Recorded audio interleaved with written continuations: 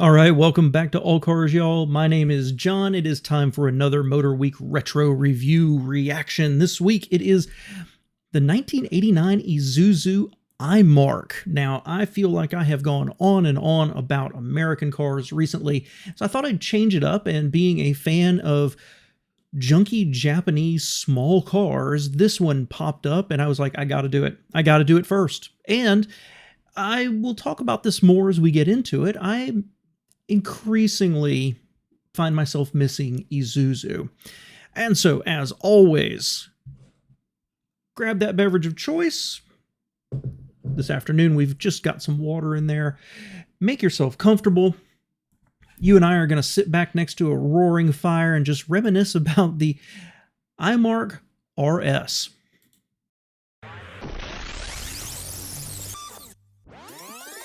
Week 89, television's automotive magazine, with your host, John Davis. Hello and welcome to Motorweek 89. We're glad to have you with us. We realize not everyone understands what we're talking about when we get into technical features. So anytime we introduce a new car, we agonize over how much to tell you about it. But sometimes it's the technical feature that makes the car interesting, and then it's pretty hard not to talk tech. Here's an example, the Isuzu I-Mark Rs. It looks about like any other I-Mark, but it has a 16-valve double overhead cam engine. And with saying that, we just lost a few of you. But if you don't remember or don't care what 16-valve means, it really doesn't matter. Just remember the result of that hardware, power. That's what makes this I-Mark different. Okay, before they go on, Isuzu, I'm going to reflect here real quick. I've done a few reaction videos. I've talked about Isuzu a few times on the channel, and I respect the reliability. I always have. Their styling always left something to be desired. It always looked a little unfinished, a little cheaper. They were always, to me, a little bit noisier inside, a little cruder, a little lower quality materials, and the interiors were never really quite designed as well as other things out there. And it could be said they built for other markets that were, let's say, less affluent than us, and then just brought it here. But you compare an Isuzu, a Toyota, a Honda, a Nissan of the time, and the Isuzu always just felt a little cheaper and a little cruder. I think that's both fair and unfair, but looking back on them, I find that I miss them in the marketplace. And I'll talk more about that at the end, but just looking at the styling here real quick, I think this is a handsome little car. I mean, it is a little box, vaguely looks a little bit like a Hyundai Excel, but a little nicer. I don't know, there's a little bit of some back over the rear quarter panels there. Little European to me, just a touch, maybe just a touch of some Dodge shadow in the angle on the hood. It's okay. I mean, it's not going to win any awards for beauty, but I think it's a handsome little car, which I think we really miss today. You know, a car that's cheap, but it's just car. And this one has a sunroof. I think it's pretty handsome. Let's see what else they say. You won't find a standard I-Mark capable of skipping from 0 to 60 in only 8.4 seconds, or finishing the quarter mile in 16.9 seconds at 82 miles per hour. That's because this I-Mark, the RS, has something that no I-Mark before it has featured: a 1.6-liter, 16-valve, dual overhead cam engine, the most advanced power plant to ever live in Isuzu's smallest car. This robust little four-cylinder pumps out 125 horsepower without the aid of the turbocharger that many other hot hatchbacks depend on for their go-fast power. The result is a strong launch off the line and a steady pull through all gears. Front drive torque steer in first gear is accepted as standard for this kind of car, but we were surprised to find it in second and even occasionally third gear. This is one potent little engine. It's mated to a slick 5-speed... Before they go on, I don't know when they're going to get to the handling or not. Again, I say this, about the Motorweek videos. I wish they would drop in information comparing it, like 125 horsepower. What was that? How does that compare to something else? You know, the Integra. Pretty impressive overall. Again, I kind of have a solid opinion of Isuzu engines. And in a car this small, those results are really good. I love the hatchback. It does not have 4 doors, which at the time and for a long time was a requirement for me. But right now, this thing looks a lot better than, say, a Dodge Colt, or even what the Plymouth Horizon was still being sold. This looks cool. This looks cool with really, really peppy performance. Kind of impressive. Manual transmission that makes good use of the available power. A powerful engine requires a serious suspension. The I-Mark Rs has been tuned by British sports car builder Lotus to maximize the car's fun-to-drive potential. Mild front plow gradually gives way to rear-wheel drift.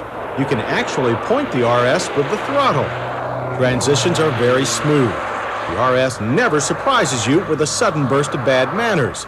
And the sticky Bridgestone RE88 tires deliver tons of grip, even when pushed to the limit.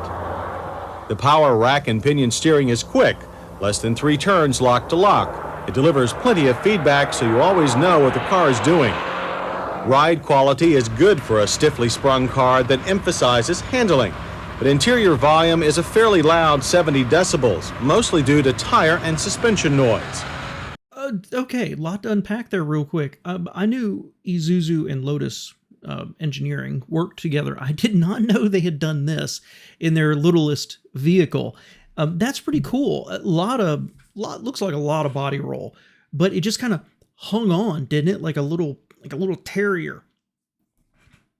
I love it. I absolutely love it. I mean, I don't like the plastic boot around the gear shifter. Those always just look cheap, but let's think about what the class is of the car, right?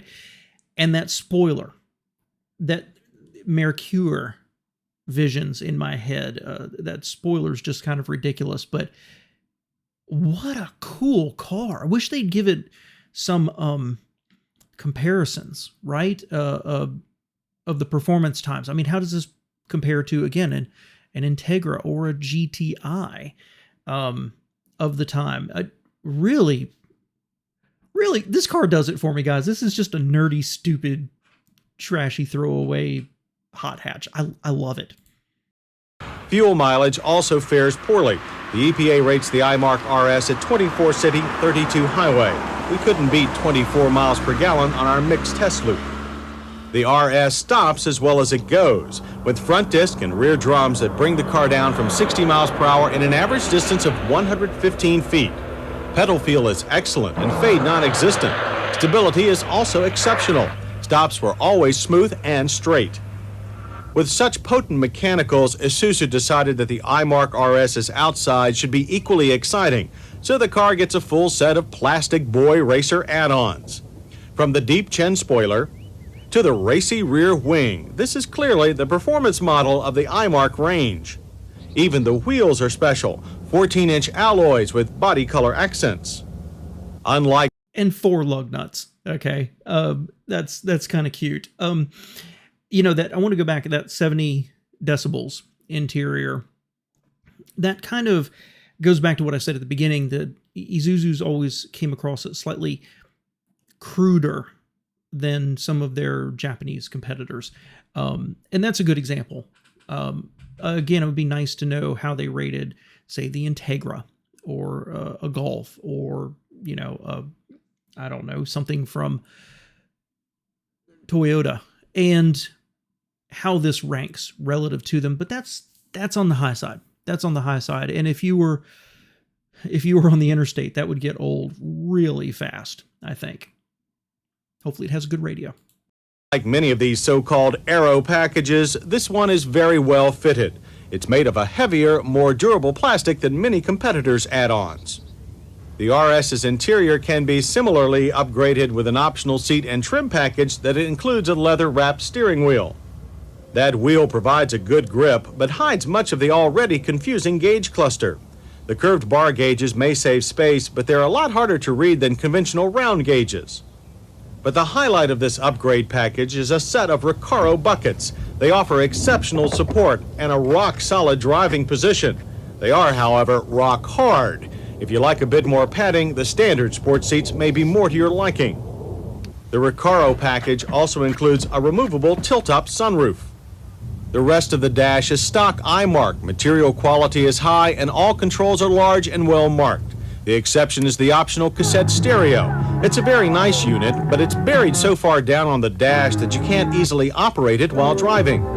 The heat and ventilation controls are better, well designed, well marked, and easy to reach. The rear seat offers better than average room for an econo box, though 6-footers will still be a bit cramped. A 50-50 split seat back allows you to carry both large loads and a passenger. Even without the split seat, the I-Mark RS would have plenty of cargo space for such a small car. Liftover is low, but you may have to remove the cargo cover to load larger objects. But what does... Okay, interior, you know what I'm going to say. Black on black on black. That... I don't know when the I-Mark was released. I don't research that kind of thing before I watch one of these. I've told you before, I watch these cold. And that feels like an older interior, doesn't it? That feels like an automotive generation earlier interior. They may talk up about the quality of materials. It looks like a dreary place to sit. And the gauges are okay. I think they could... everything looks cheaped out, but this is based on a cheap car, right? The little armrest right there just looks stuck onto the door. The sunroof, it just pops out, or you can take it off. Lots of little cheap features like that. But overall, I think it's kind of cool. It's cheap, little econo-box interior, and I love it. It just looks like an older generation of ergonomics relative to 1989, especially with that radio being down so low. There's nothing fundamentally wrong with it, I think, for the price point, but I can't say I love it. But as a package... Does all this cost, you may ask? Less than you might think. The I-Mark RS starts at only $9,359. Our totally loaded test car came to only $11,289. That's a very reasonable price for this much performance and convenience. And it's price that leads off our list of hits. That's followed by the I-Mark RS's powerful new twin-cam engine, Lotus-sourced handling, superior brakes, and bold styling. Misses include the poor fuel mileage, loud interior noise level, confusing gauges, and poor stereo position. By comparison, the Suzuki Swift GTI costs less. It's not as quick or stable as the I-Mark or as well built, but it does offer a longer list of standard features. The original GTI from Volkswagen costs thousands more. It offers better build quality and a more inspiring feel. And while its aging chassis may have some trouble keeping up with a more modern Isuzu, it is a more well-rounded design. But therein lies the I-Mark RS's charm.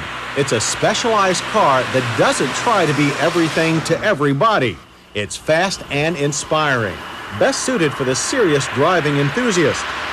So forget all that technical talk.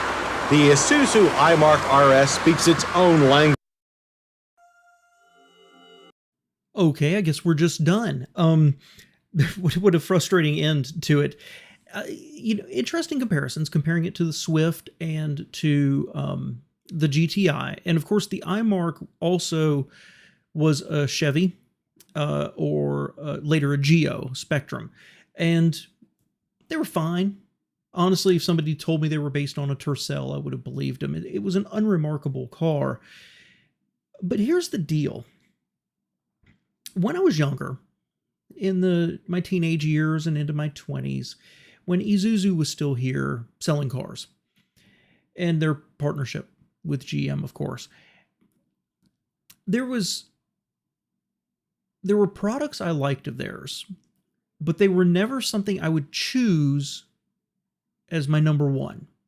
For example, I very much respect the Trooper but the Grand Cherokee was better. You know, I very much respect the Rodeo, but the Cherokee was better. And the Amigo was super cool. I mean, that just Baywatch vibes right there. I love the Amigo, but I'd rather have a Wrangler.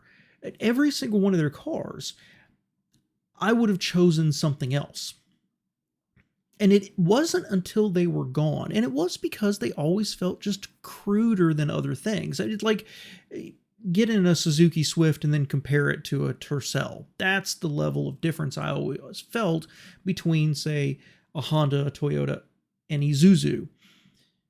But they weren't bad cars. And again, over the decades, and mechanics might disagree with me, I've got a very high opinion of their durability. Many of these cars are built for more third world usage.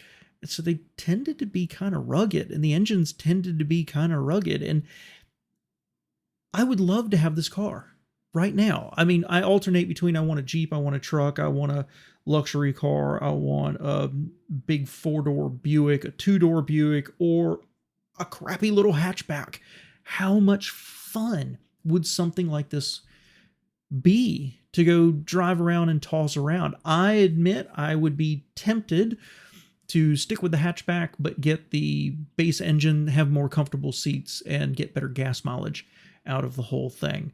But I thought this was a nice looking car that handled well. The braking was fantastic, good power, and a value over the GTI. Do I think that if I was a boy racer that I would choose this over a GTI? No, I'm a huge fan of the Golf platform. But this is what we're missing in the world today. You know, we've got the Mirage, but now it's just a little 4-door sedan. We've got the Versa, which is admittedly just a solid good car, but nobody's buying it. I just believe if there was a manufacturer and they're like, hey, here's something boxy, maximize the space again. They've got to meet all the current crash test standards and side impact and all the other stuff out there. But here's a box.